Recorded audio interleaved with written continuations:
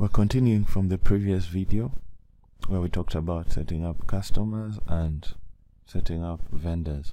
In this video, we're going to go to the chart of accounts. What is the chart of accounts? The chart of accounts is one of the most important things in QuickBooks. It helps you track accounts of all your expenses, income, and everything you do in QuickBooks. In simple terms, it represents all the lines on the financial statements, both the income statement line, the statement of financial position line. For those with no accounting background, there's no need to be worried because QuickBooks sets up these accounts for you automatically when you're setting up your company file. Depending on what type of company you're setting up, QuickBooks automatically sets up for you charts of accounts. But you can also create your own accounts in QuickBooks to customize it to your company. And in order to create an account, you simply go to chart of accounts and click on it. When I click on chart of accounts, a new dialog box opens showing all the charts of accounts. If we look at the first column, it shows the name of the account. The third column shows the type of account.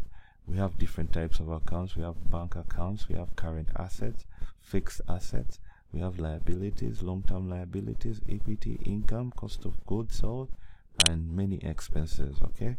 But there's no need to be worried about this if you don't have any accounting background. Okay, charts of accounts are already set up in QuickBooks, but in this example, I'm going to show you how to set up one. We're going to set up a bank account quickly. We're going to set up an expense account for training, and we're going to set up a consulting income account. We're going to use these accounts later on in these videos as we continue our training. So in order to set up an account, you simply click down here on account, click on new.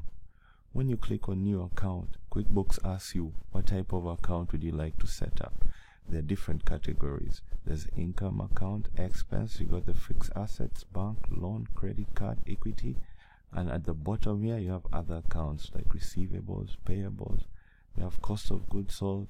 The good thing about QuickBooks, once you set up an account once, you don't have to ever come back here unless you want to track the account.